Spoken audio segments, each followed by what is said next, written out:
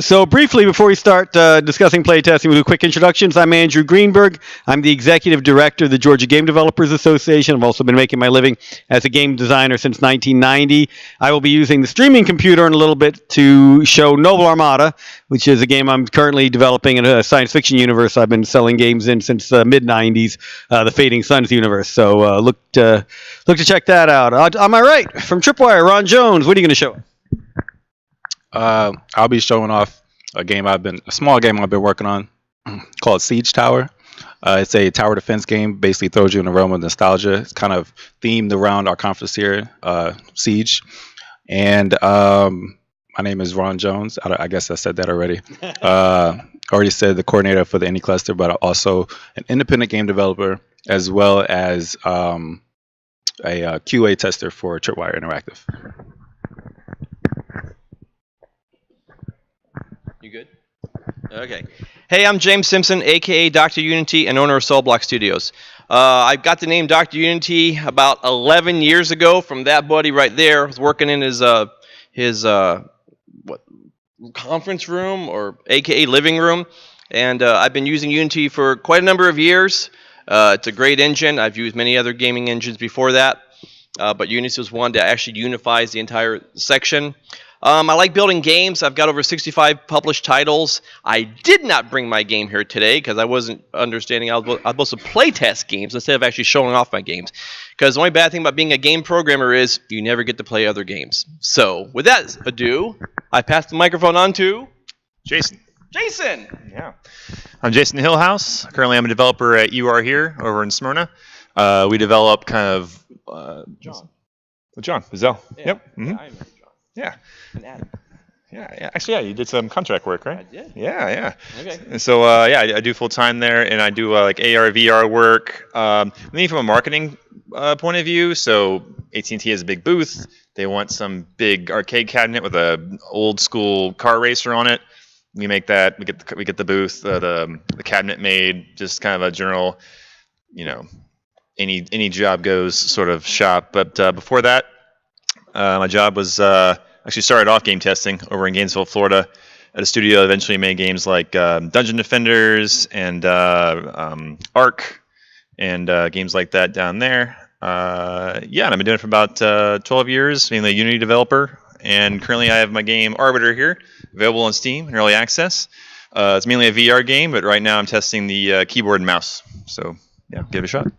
Hold on to it, Jason. Hold on to the microphone. All right.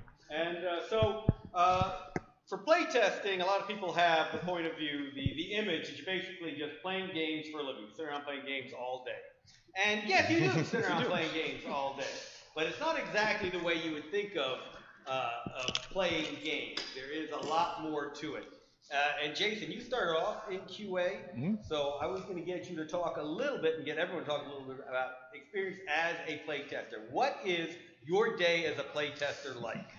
Yeah, I started off with a little two-person team. Eventually got to about 3, maybe 4 part-timers.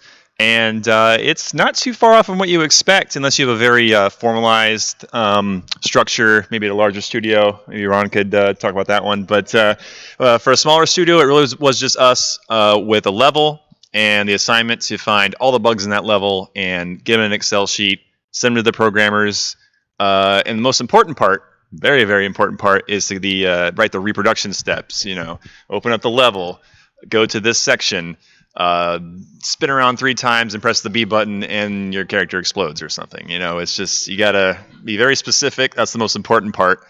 And it was a multiplayer game I was testing, so it was really just kind of us sitting around screaming, annoying the owner. And that was the key part, just documenting everything. Yeah. James, you want to talk a little bit about your time as a playtester? What do you do as a playtester? What is that? The definition of insanity is doing the same thing over and over and over again and expect a different result. That's exactly what you're doing as a playtester. So you are looking at level design, and you're trying to move around a character or what have you. You're trying to go through walls or clip through walls. And you realize, how many times can I do this? I had a friend who used to work at Nintendo when the DS came out. He found out that if he put his DS underneath the fluorescent light, that it actually give him credits on his characters. And he was like, and he worked at Nintendo. But the biggest problem like developers need is they need to be able to reproduce the problem. The number one thing developers hate to hear is sometimes. We don't that word doesn't exist. It's broken. Where you just say, well, sometimes. No, if you say sometimes, I'm not even listening to the rest of your sentence, okay? Because if I can't duplicate it, I can't fix it. Wow, we just got a whole bunch of people in here too. Like a bus just came up. Well, yeah, they're kind of strange. Look, we're running out of seats. Okay, anyway. This is the mobile dev class. Oh. Playtesting in the context of mobile games. That's heck. Android's the easiest. Yeah. So if you ever develop for the two mobile platforms that most people develop for is Android and iOS. People tell me, well, how's it like? How can I do this faster on an Android? I mean, on an Apple. I says it's easy. Do it on Android first, because the build process to get it out in an Android takes seconds. I mean, I can make an APK and put it on my phone within a minute or two. That same process, that exact same process, using Xcode and getting onto the device, about 45 minutes. And with your provision profiles and your certificates and everything. I just want to play the darn thing to see how it works. Unity, actually, the asset store. For those who know, I've spent an insane, enormous amount of money on the asset store. But there are a lot of plugins that allow you to get to the debug console. So if you're ever working with a mobile device, I'm drawing a blank on it. You happen to know that there's a plugin that you can purchase. You can actually swipe 2 fingers down, and you actually see the Unity debugger console. And it's it's name. Yeah, you want it. It's beautiful. It's like $15, $20. So that's the greatest thing. And you can also send that report to people too. So you can pull it down, say, you got a crash because it gets a null reference exception. You can click a button, send that report to whatever developer, and then go, okay, now I can reproduce the steps. Yeah, well, Pass it on to Ron. I'll pass it on to Ron. I'm going to stop talking Over right now. Tripwire, Ron, what's your day like as a tester? Well, so I have about, I guess, 7 months experience because I just started working there at the beginning of the year.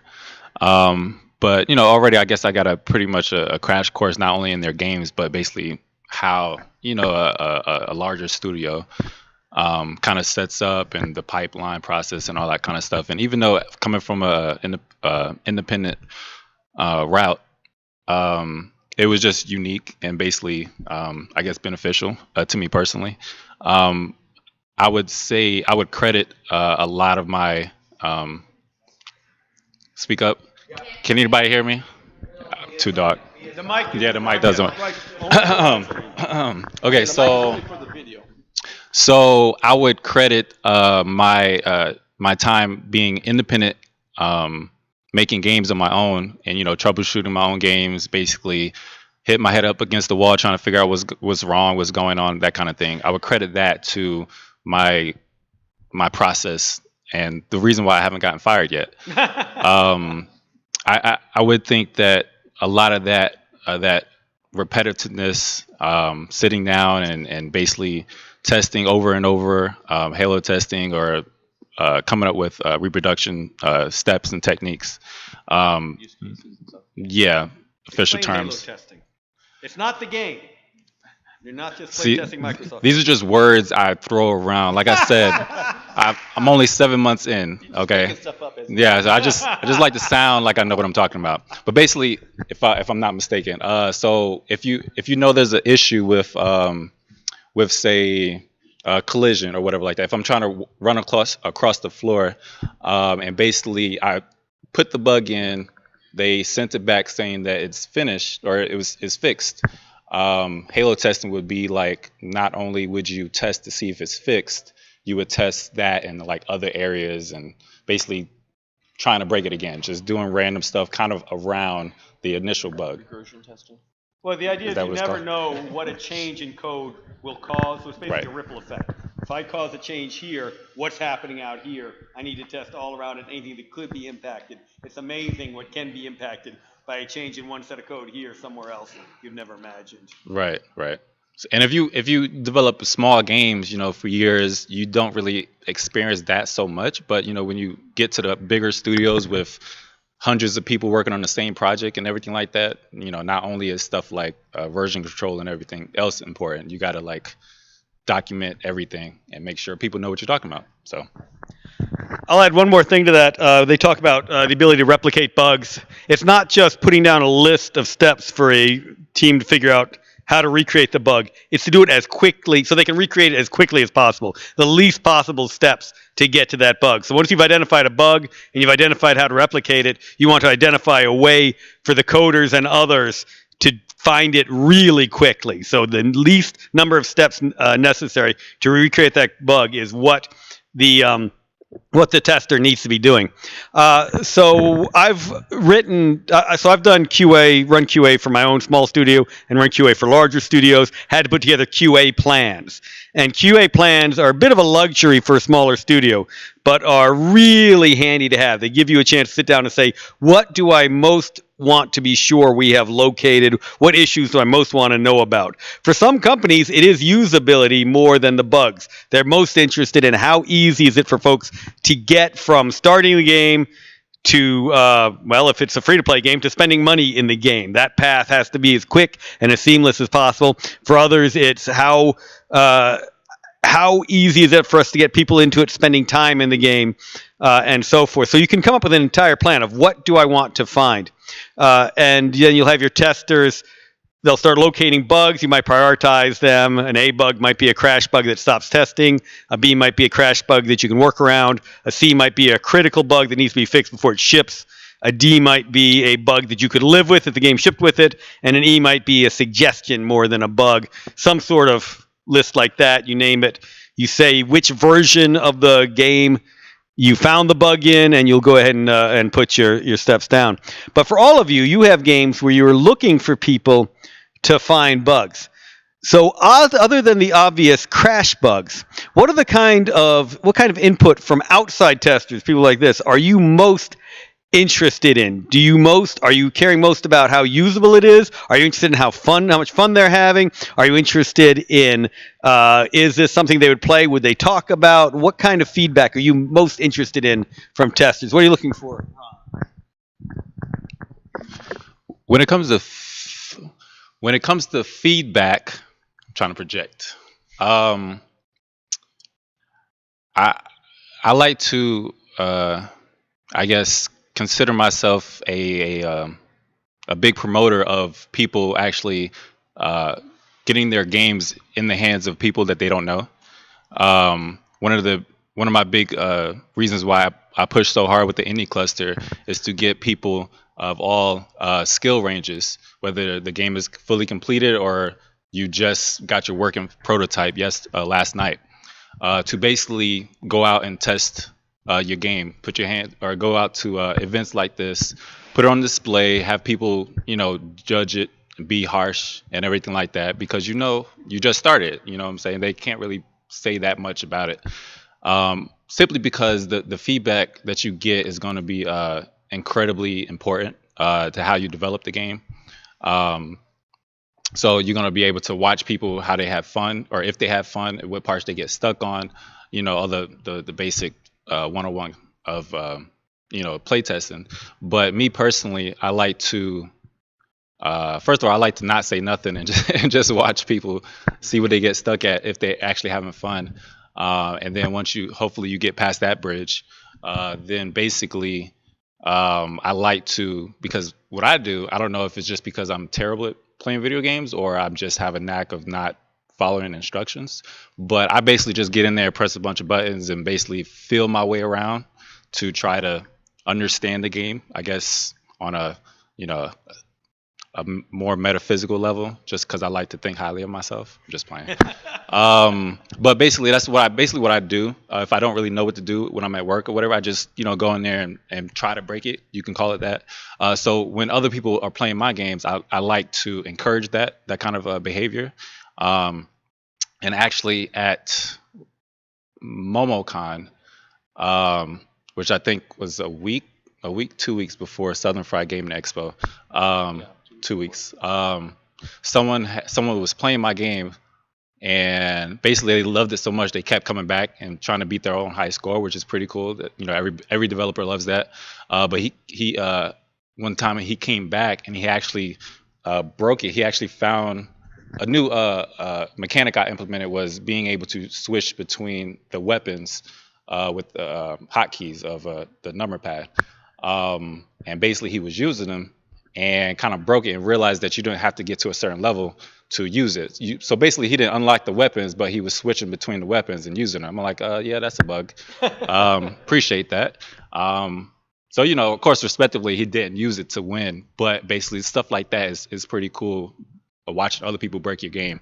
And then 2 weeks later, of course, it was simple enough to fix, so I was able to fix it and then have people do the same thing to Halo test around that to make sure it was fixed and see if the actual mechanic worked the way it should. So,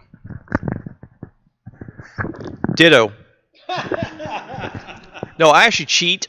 I actually go to game companies, or just stores, and talk to them. It says, hey, I have a game, I want to demo it.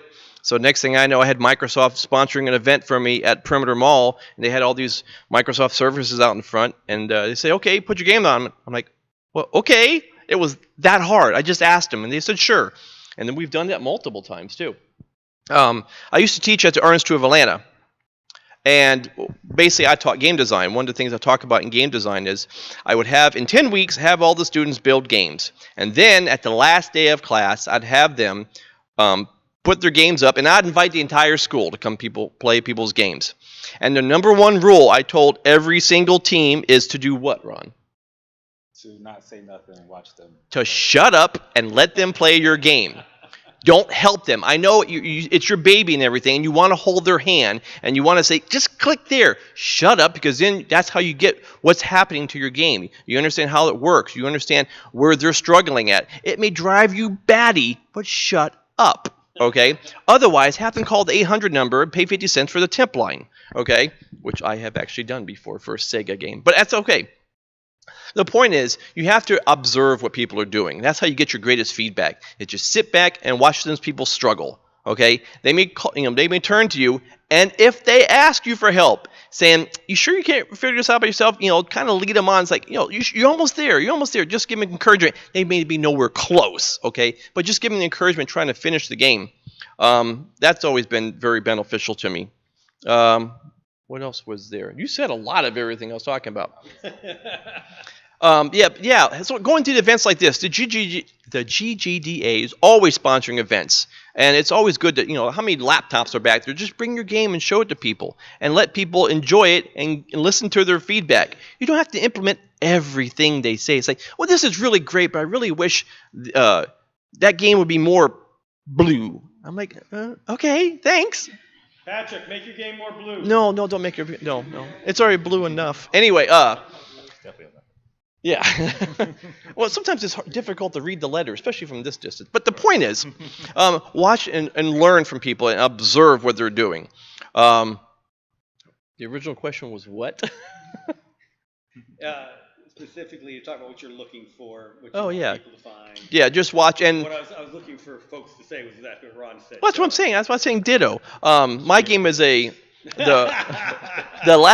last game that I worked on, or I'm working on, is SnarfQuest Tales, which is a point-and-click adventure game, because that's what I enjoyed. That's when I grew up in the 80s. That's what I enjoyed doing, point-and-click games. King's Quest, Space Quest, Leisure Suit Larry, Secrets of Monkey Island, Day of the Tentacle, Maniac Mansion. These are games that I fell in love with. And I says, okay, I work for all these other companies. And I says, okay, when I'm going to do my own game, that's the kind of game style I'm going to do. So I'm looking for people that try to do the puzzles out of order, or try to get the character stuck. And I have to sit there and I see, don't click there, to myself, and I just shut up and let them do it. And I found out girls are very good at those little slider puzzles. They can just sit down, done. And all the guys are like, I don't understand. So I've learned, okay, females are really good at slider puzzles. I says, okay, I got to have more of those if I want to get a female audience. So once again, it's just observing what your audience is doing. And on to... All right. Yeah. For me, I treat playtesting as a I can't go to the next step in my development until I put it for the batch of features that I have in front of somebody, because as a developer, you spend hundreds, sometimes thousands of hours on your game. You have no idea what your game is like about 6 months in development, especially graphics-wise. What, is it fun anymore? You don't know any of these things because you spent so much time on it. So getting it in front of people constantly to get that feedback is so important. And mainly, I look for ease of use and if they're having fun. Ease of use is important because it basically means you didn't make a good tutorial, and so they don't know what to do. Sometimes they don't know what to do because you designed it wrong. Sometimes they don't know what to do because you just didn't tell them in the game. So that sort of stuff is really what I look for a lot with playtesting. And the feedback itself, mostly feedback will give you feature requests. For me, the trick with feedback is trying to break down a problem a player has or a suggestion they have and see what the core of that actual request is. For example, in my game Arbiter, it has a very unique locomotion system where you grip in front of you, pull and release. Pinball machine? Oh no, it's just like a arena shooter. You just like slinging around. Yeah, it's like a swimming motion. Okay. Yeah, but that's not a natural motion. But once you get it, it's all the players really liking it. But to get to that point to where the players got it, I had to go through feedback like, yeah, and I'm not moving fast enough, or the movement is hard, or I'm just not sliding as much as I can. And so you can kind of go two routes there. You can make it to where you just address that feedback directly and you just increase the velocity, or you just kind of just shoot them forward, which is the littlest bit of movement. Or you have to decide that you're just not teaching the player how to use your mechanics right. And so it turned out to be a tutorial problem to where I sat him down. It was at MomoCon and just like gave him the 30-second spiel on exactly how to do it. And once they got the exact tutorial on how to use that mechanic, they got it, and it saved me about 2 hours or 2 days of development time. Just making that feature that they sort of requested but didn't really want. It's just I didn't explain the game right for them. So it's little things like that I think playtesting is most important for, besides just your bug fixing and finding bugs and whatnot. It's just figuring out what next to put in your game and if it needs to change at all and so forth. Okay, I got a quick thing. It's really quick. The other thing I noticed when I was at Microsoft is I actually had a bunch of questionnaires at the end. Rate the game. Was it fun? Was it, the tutorial, basically? And I read through everyone's feedback, whether it was good or bad. And I'm looking back there going, does anyone have any paper copies of questionnaire forms that they can fill out how they enjoyed the game? And I'm currently leaning towards no. But I know that was invaluable for helping me fix a lot of the problems that I had in my game. Go ahead. All right, I'll take it over here then. All right, we're going to have one last question up here on the panel. If you have questions, feel free to raise your hands, and we'll repeat the question for the stream. My last question is, it used to be, as a game developer, that you never let anyone see your game before it was almost ready to ship. The early bad publicity could kill you. Now, on the other hand, there seems to be a shift in the other direction. I'm a perfect example of that. I live stream playtests now every Sunday, and more often if I can. So for you who are now taking these to events and demoing them, do you want people to then you go on social media and talk about your game?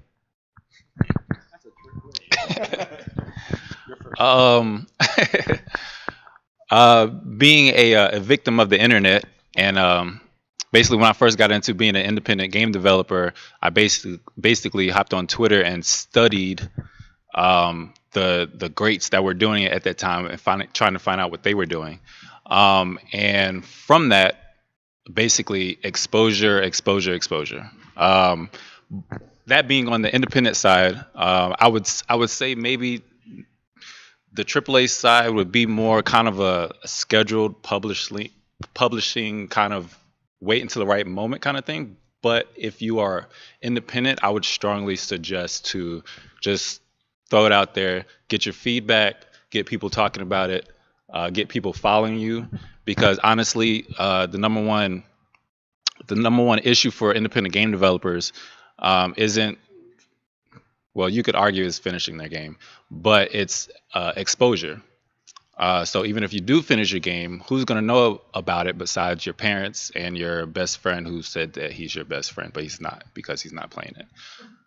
So that would be my advice. A lot of people, myself included, growing up as an artist, you really feel a kind of, I guess, Golem, my precious connection with your art, with whatever you created that you don't really know if people are going to rip it apart, or if they're going to steal it, or if they're going to use it against you in some way. I would say, and this, legal issues included, to go out on a limb, at least at first, and then get all your chickens in a row, that phrase. That's foul. Just because it gets you in that habit of actually doing what you said that you want to do. It gets you on the route to finishing. It gets people talking about it to actually help relieve stress from later. And then you'll start noticing opportunities actually come to you to help with the legal side, to help with the marketing side, to help with publishing side. And yeah, that's just my advice from being so like, this is mine, and I don't want people to look at it yet. It's not finished. It's trust me, it's something I still am afflicted by today. You can look at my portfolio, nothing's finished. So I'm still like, I'm just that kind of developer. But I like what I do. I like my projects and my ideas and stuff like that. But that could be something that can have you or cause you to never to actually release a game, and you don't want that, because people deserve to see your goodness. PR or no PR? PR. No, really, Ron said it basically a lot. What I would be saying is, as an independent game developer, you want to go ahead and get as much publicity as possible. When I built my demo for Star Quest Tales, I did it in 3 weeks. Yeah, there were bugs, and I threw it out at DragonCon, and people are like, well, you can walk through the globe. Yeah, I got that, but I'm trying to show the overall concept of the game, and I enjoy getting the feedback, listening to the people, and a lot of them. There's a lot of mean people on the internet, and they like to hide behind their handles and stuff and say bad things. But when you meet them in face to face, oh, it was such a great game to get on the internet. I hated this freaking game, but it's okay. The problem with an independent developer, normally it's either yourself as one person or like a team of 3 or 4 people. The problem is every single either positive or negative critique comes straight to a person's soul, okay? When you say something bad about a game, like the frame rate sucks, or it's too dark, or I kept getting stuck here, people are really reading those comments, okay? And so you read those, it's like, oh man, did I do it? Was that the right decision or wrong decision? But at the same time, somebody is now talking about my game. Yay! That's possible, possible sale for me later on down the road. On the large publisher side, people like Star Wars Battlefront 2. I pre-ordered the game. I enjoyed the game. There was such negative press about microtransactions or something of this nature. First off, I don't play multiplayer. I refuse to play multiplayer online, so I didn't care. Okay, I just played the single player. That's the only reason why I bought it, because it has a single player mission, and I enjoyed the game. But seeing so much negative press about microtransactions, and I don't know what they were talking about with the you can buy a loot crate, and I'm like, what are you talking about? Only because I decided it was gambling. Yeah. Is that what it was? Yeah. And so I very great area. So obviously, they probably lost sales from that. So usually a bigger company who has invested so much time and money, not that independent developers' time is not time and money, but there's a lot riding on the company's future for other games. So I can see they give selected alpha tests to a close knit of people for reviews before they actually start putting it out for people to actually play. But independent, yeah, just go for it. Start getting feedback. Let the trolls yell at you. Don't worry about it. Just let it roll off you. Listen to the positive feedback. That's always great. We love hearing about people talking about our games. And just go forward with it. I mean, it can't hurt. Make it hurt, Jason. Make it hurt. No, my advice as a independent developer is just, I guess, finish your games, but really just just get something out there. The biggest barrier for me was always seeing a game that was like mine. So I'm like, someone took my idea. No one's ever going to make the idea like you can do it. If you want to make Mega Man, just make Mega Man. It's not going to end up like Mega Man, and down the road you're probably going to change something, and it's going to be completely different. It's going to be yours. And so I even worked on a project. I worked on the best example was Dungeon Defenders came out the exact same month, or within the same quarter as Orcs Must Die. Those are like the same game. And they both sold awesomely. So Yeah, don't let that bother you when you're making a game. Just worrying about getting the features in there, getting feedback to know if you're going the right direction, and keeping your scope down. I think, Oh yeah, scope creep. yeah, over the years, I feel like I've just been slowly creating a skill that is keep your scope down, because otherwise you just work on a game for a very long time and you end up in a rut and you can't finish, and sometimes you just don't finish at all, and sometimes you just have a whole bunch of features now that you have to maintain. And yeah, I'd say that's a very important part of getting a game out there, as well as making sure it's possible to get out there in the first place. So. And don't always chase the latest and greatest features. If something just came out, don't try to add that feature into your game. You know who I'm talking. You know who I'm talking about. Every time something comes out, you don't say, "Hey, there's a new thing on the VR that we can do with augmented reality." No, stop. Really, please, just get something out first. Then you can add later for part 2. Yeah, a lot of the great games use only about 1 or 2 major mechanics that they just play around with in the levels that come around. So just you don't need to fill it with features. You just need to be smart about how you scope your game out. All right, thank you all very much. If you have questions, you're welcome to ask folks afterward. Definitely want everyone testing games. Since some of you came in here late, again, this is the Georgia Game Developers Association. We represent everyone in the state who makes video games. Our next event is our Siege Volunteer Meeting, September 11th at Kennesaw State University. Our volunteer coordinator's coming up here to talk more about that. There is a game jam at Kennesaw State, October 7th to 9th. Our Siege conference is October 4th to 7th. Ron is running the Indie Cluster, so if you have any games, you want to talk to him. And one more time about volunteering. All right. Do I need to do it on the live stream? Nah, we'll kill the live stream. Heck with them. Thank you all for joining us today.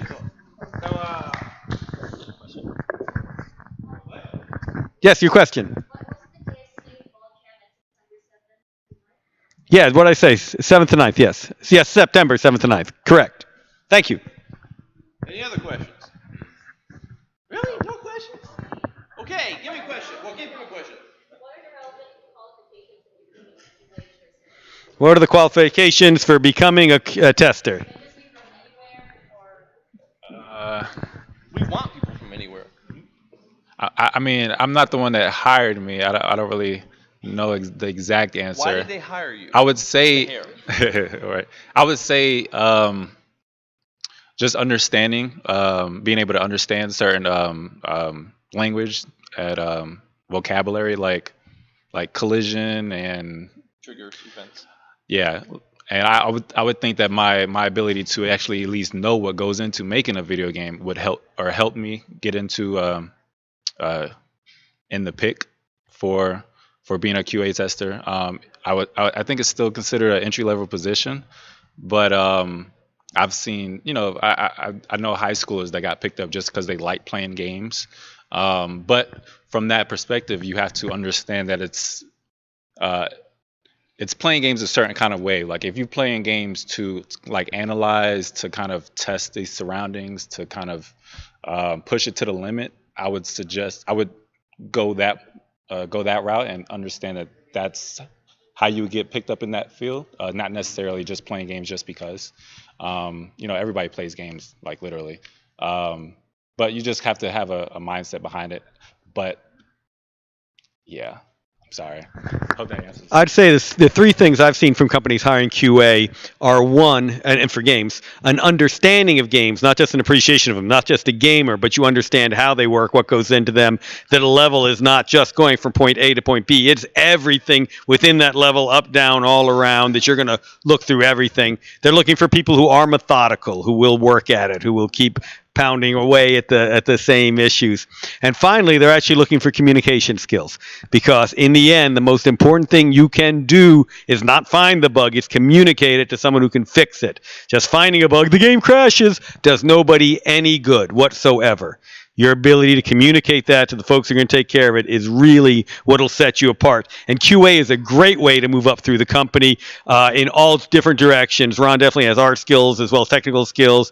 There are a lot of different routes he can go. He's going to know more about the company than someone who got hired in for one specific role, artist or programmer or whatever. He's going to see much more of the company in that QA role than anyone else. Just come in with a flow chart. It's like, I enter a building, meet with manager, and then I get hired. You know, just kind of a little flow. But we want testers who break that flow chart like Ron did. Ron went through a whole bunch of different ways. It's like this won't happen if you say no. This won't happen if you say yes, and then control how happy. All right, I want to get everyone on into testing. So let's go ahead and quick comments on The volunteering, and then we'll get back to testing. Let's go ahead and let the live stream folks know about it. All right. Pull it out for a podcast. Okay, so you want to do Siege? You want to introduce Siege? Well, Siege, October 5th to 7th, largest professional computer game development convention in the South. Yeah. You take it from there. All right, so I run the volunteers, me and Jacob Coral, who is not here today. But if you're interested in networking a little closer than just attending, volunteering is a really good way to do that. There's a lot of really good panels on different information in the gaming industry. We make sure that as a volunteer, you're able to attend that in addition to helping us run the event. So I highly recommend anyone interested in the gaming industry to partake in volunteering and to get a little bit closer to all of our sponsors and speakers through, assisting them set up and ensuring that everything's running smoothly. So I know a lot of people came in a little bit later, so I would encourage you, if you're interested in signing up for the mailing list, to go back and register, which I will set up my computer to do that once I finish. Normally we have a website set up that you can go to and just go through a bunch of automated setup, but it's currently down. So the mailing list will keep you up to date on what volunteering includes, what to expect from it, and just how to be a part. So I think that covers everything. Great to be at GGC. Let's do some playtesting.